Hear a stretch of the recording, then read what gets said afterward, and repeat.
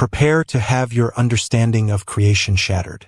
What if the Bible doesn't begin with God creating the world, but with Him restoring it after an unimaginable disaster? The traditional reading of Genesis 1 verse 1 and 1:2 suggests a seamless beginning, but a closer look reveals a startling anomaly. A perfect creation is immediately followed by a scene of utter desolation, formless and void, with darkness upon the face of the deep. This isn't a minor detail. It's a hidden clue to a lost cosmic chapter, a massive event that forced God to hit the reset button on creation. Are you ready to uncover the secret history buried in the Bible's opening lines? Have you ever noticed something profoundly unsettling in the very first verses of the Bible? Genesis 1 verse 1 declares, "In the beginning, God created the heavens and the earth." A clear, powerful statement of divine creation. But then, an abrupt, almost jarring shift in Genesis 1 verse 2.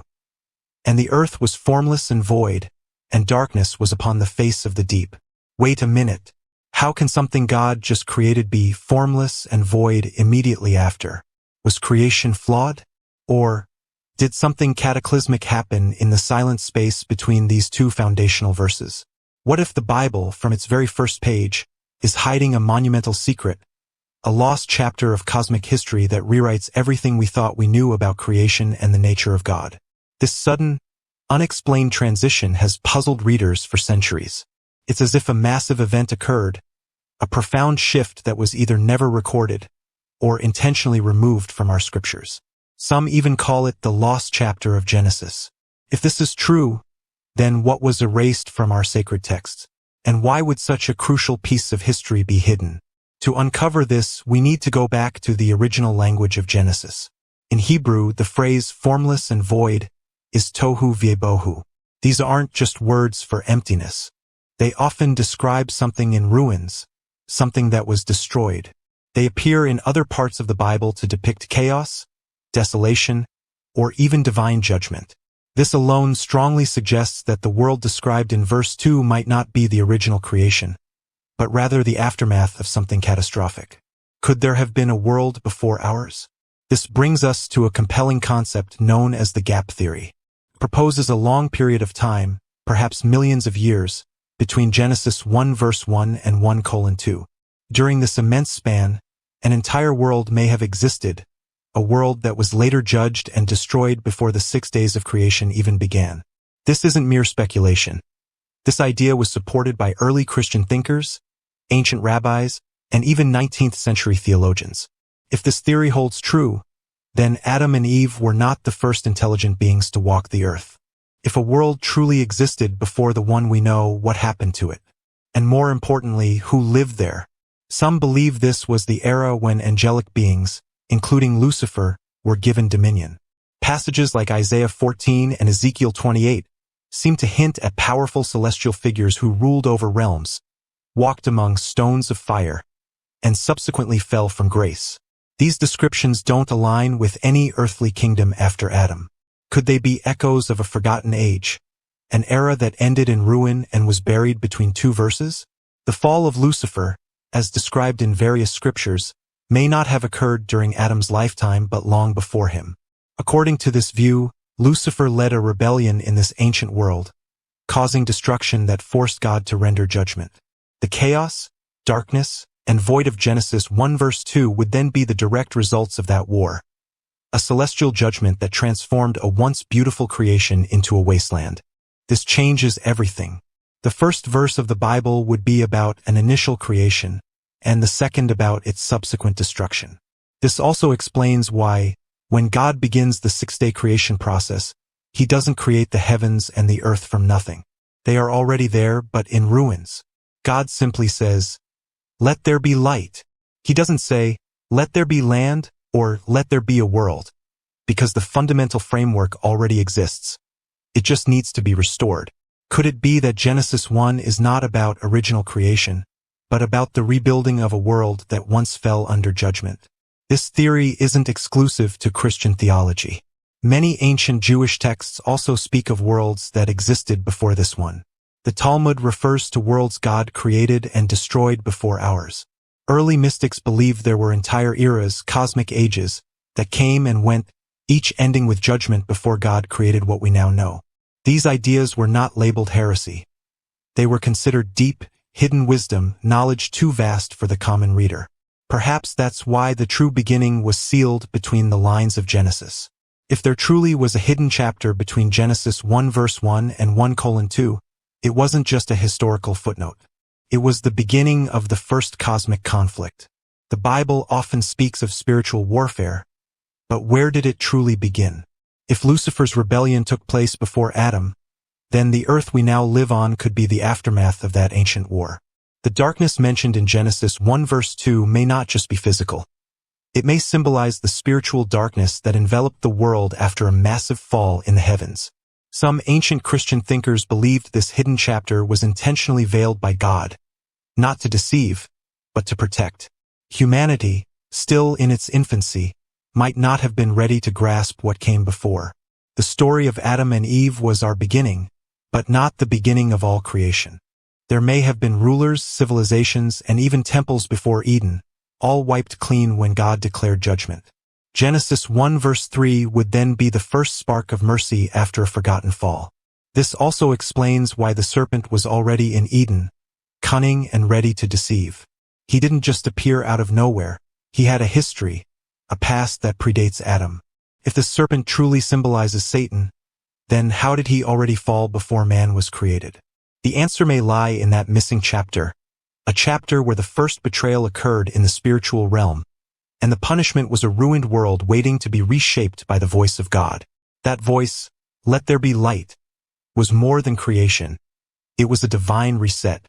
The book of Jeremiah offers one of the clearest clues. In chapter 4, the prophet sees a vision of the earth that is formless and void, using the exact same Hebrew words as Genesis 1 verse 2.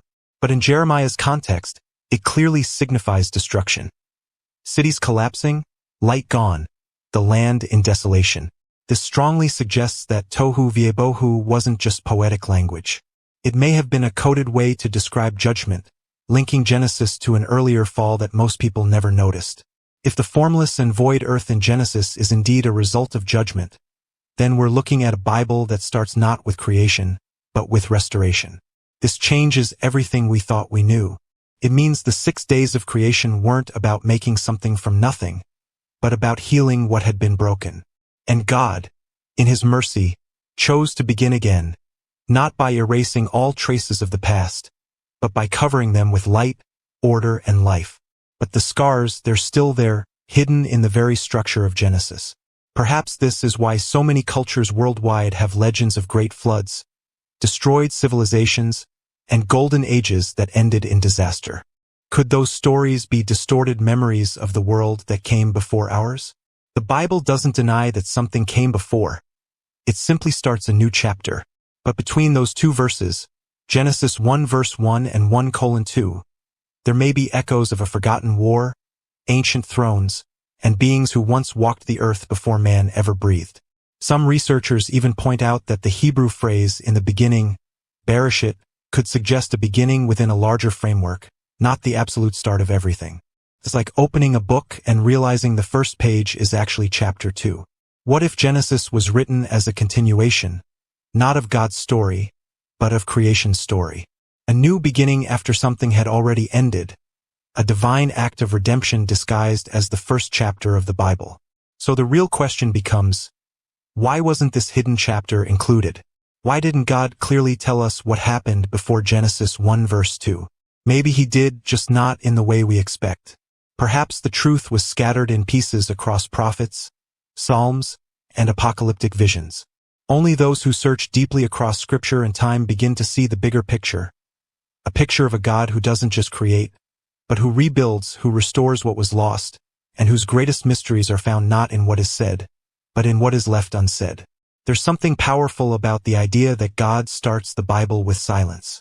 Between two verses, an entire era may have come and gone, yet the scriptures move forward with purpose, as if inviting us to search deeper. What was the world like before light was spoken? What kind of life or judgment left the earth in ruins? These aren't just questions for scholars. They're questions that shape how we understand God, His justice, and His mercy.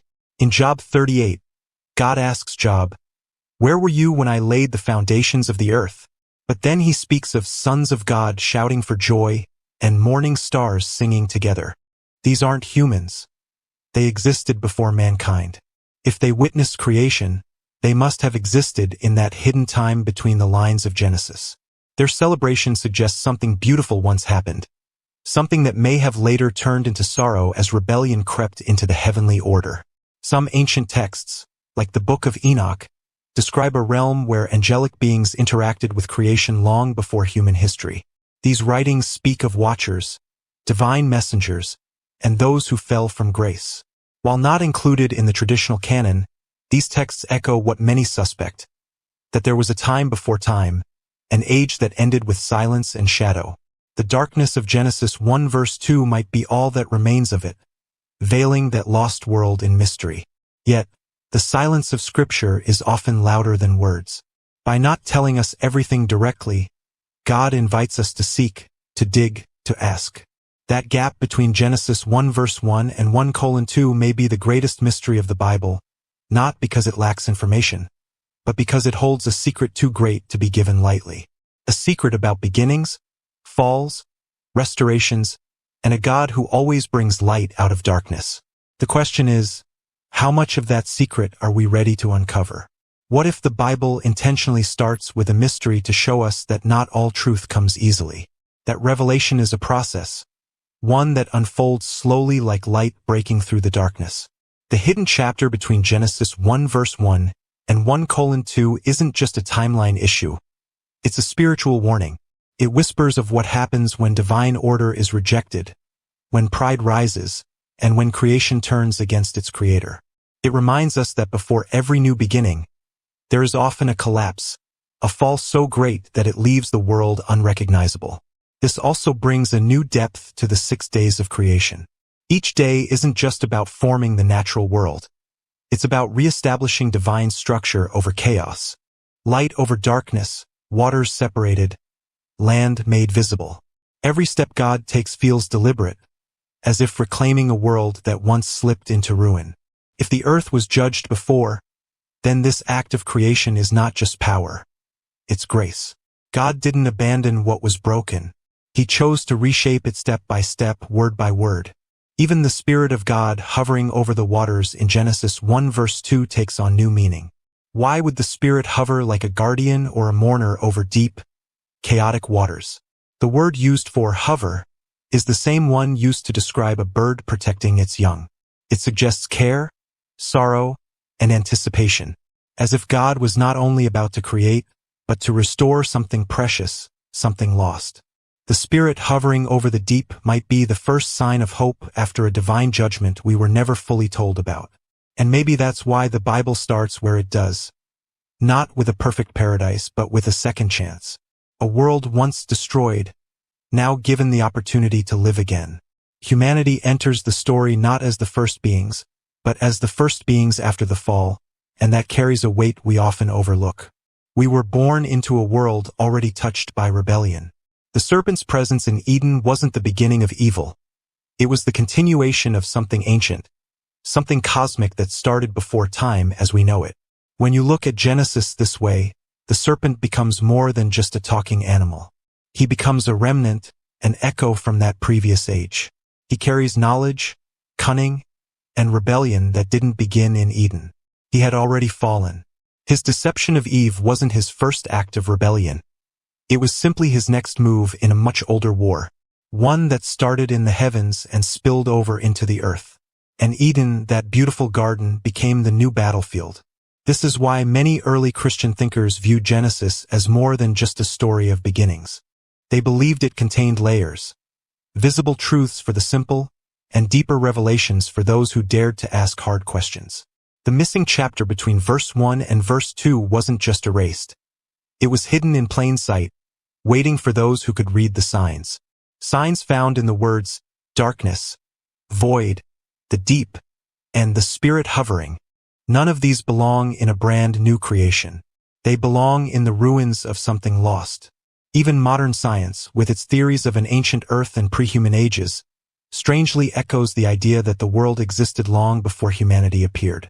While the Bible doesn't depend on science for truth, It's fascinating how even secular voices suggest a history far deeper than what we see from Genesis 1 verse 3 onward. It's as if the earth itself remembers. Its rocks, its depths, its silence. They all whisper of things that came before us, things that Scripture hints at but never fully explains. So what are we to make of it all? A world before ours, a war in heaven, a serpent with a past, a restoration instead of an original creation. These aren't just fringe ideas. They form a pattern that connects dots across the Bible. And that pattern leads us to a startling truth. The greatest mysteries of Scripture aren't always in what's written clearly. They're in the gaps, in the verses that seem too quiet, in the spaces where God lets us wonder. So we'll seek Him even more. The more we explore this gap between Genesis 1 verse 1 and 1:2, the more we see that God may have intentionally left it unexplained, not to confuse us, but to awaken us. The Bible often reveals truth through what it says and what it doesn't say. Between those two verses lies a space meant for the seeker, the one willing to look beyond the surface.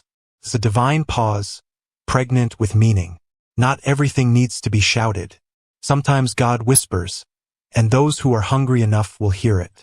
And maybe that's why some ancient prophets spoke in riddles and visions. Ezekiel saw wheels within wheels. Isaiah saw a throne high and lifted up with seraphim crying holy. These weren't random images. They were glimpses into another realm, perhaps even another time. A time before Adam, a time when celestial beings filled the heavens and the earth was part of a grander, unseen design. That design may have cracked, may have been judged, but it wasn't forgotten. It was buried beneath silence and then revived. The creation story we know is beautiful, but it's also layered with clues. Why does God create in steps? Why separate light from darkness on day 1 when the sun isn't made until day 4? Why mention the deep as if it was already there? These aren't contradictions. They're signals, warnings that something came before, that what we're reading is not the first draft of creation, but the divine restoration of a world already scarred by rebellion. This adds a whole new dimension to our understanding of God's character. He's not just the creator. He's the redeemer from the very beginning. He takes what is broken, what is void, what is covered in darkness, and He brings light. He doesn't abandon the ruins. He rebuilds them. That's the heartbeat of Genesis. And if this is how the Bible begins, if redemption is in its first breath, then maybe the entire story of Scripture is less about perfection and more about restoration. Even the phrase, "Let there be light," sounds different when you understand the context of restoration. Light is not being created from nothing. It's being called forth to break a lingering darkness. This is the light of order, of purpose, of divine clarity. It is as if God is declaring war against the chaos left behind. And in that simple phrase, the hidden chapter is pushed aside and not erased, but covered, so a new story can begin. A story not of angels, but of mankind. A story not of ruin, but of redemption. This view also places Adam and Eve in a unique position. They are not just the first humans. They are the chosen ones to begin anew, born into a world already marked by spiritual conflict. The serpent wasn't their equal. It was a leftover from a former age, and that makes their test in the garden even more significant. They were entering a battlefield without knowing it, a battlefield that had been silent for ages, waiting for the next chapter in the story of free will and obedience. If God indeed judged a former world, then it reveals something powerful about His justice and His patience. He didn't stop creating. He didn't abandon Earth. He gave it another chance. And He gave that chance to us, to humans. That decision speaks volumes. It shows that even after the greatest fall, even after celestial rebellion and destruction, God is still willing to bring light again. He still believes in beginnings, not because we are worthy, but because His nature is mercy. And so, between Genesis 1 verse 1 and 1:2, there may be more than silence. There may be grief, memory, judgment, and hope. The secret chapter might never be fully written in any scroll, but it's echoed in every shadow that God turns into light, in every broken place He chooses to restore. And maybe that's the true message. Not that the past was erased, but that it was redeemed. And that redemption was so powerful, it became the new beginning we call Genesis. When we read Genesis again with this lens, it opens up a whole new spiritual dimension.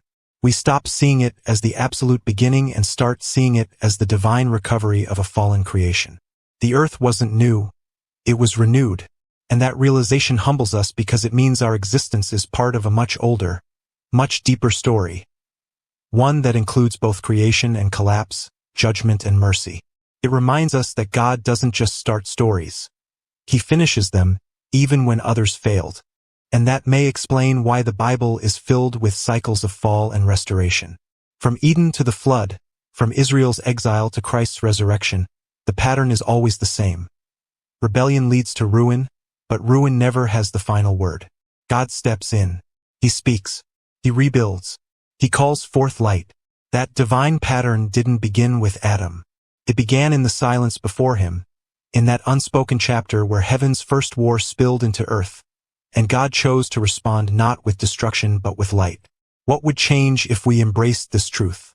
If we believed that from the very beginning God was already rescuing creation, that even the first pages of the Bible carry the fingerprints of redemption? It would mean that no darkness in our lives is too deep, no ruin too final, because the God of Genesis is the same today. The one who hovered over the chaos still hovers over broken lives. And just as he spoke light into the void once before, he can do it again. So the next time you read Genesis, pause between verse 1 and verse 2. Let the silence speak. Let the darkness remind you that something was lost. But then, let the light remind you that God never gives up on what he creates. The missing chapter may never be recovered with words, but its truth is written into the bones of the earth, the rhythm of Scripture, and the heart of every soul that's ever been restored. In the end, the mystery between Genesis 1 verse 1 and 1:2 isn't just about what was lost. It's about what God was willing to do next. He didn't start over from nothing. He stepped into the wreckage. He hovered over the deep, and then he spoke. That one act, let there be light, wasn't just about day and night. It was about pushing back spiritual darkness, about declaring that ruin would never be the final chapter, and about showing us that his voice still has the power to resurrect even the most shattered beginnings. This revelation also reframes our view of the world we live in. Maybe it was never meant to be a perfect paradise. Maybe it was always meant to be a redeemed place, a space where the scars of a former fall remain visible, not to shame us, but to remind us of God's relentless grace. The earth is not just a planet. It's a testimony, a living witness of God's justice and mercy working together. And if we are truly the second beginning, then our very existence is built upon the ashes of the first. Yet, God didn't choose angels to rebuild this world. He chose us, fragile, flawed, and yet full of potential. That's the mystery. Not just what was removed from Genesis, but why we were written into the next part of the story. We are not the first characters, but we are the ones invited to finish the story. So, if this truth burns in your heart, don't let it fade. Like the Spirit hovering over the waters, let it stir something in you. A hunger to know more, a desire to walk in the light that once broke through the darkness. If this message resonated with you, if it moved you like it moved the first stars to sing, then support this work. Like this video, leave a comment with your insights, subscribe to the channel, and share this powerful message with someone who needs to hear it. Your engagement helps us reach more people who are hungry for these deeper truths. You are part of the story now. A story that began in silence but ends in glory.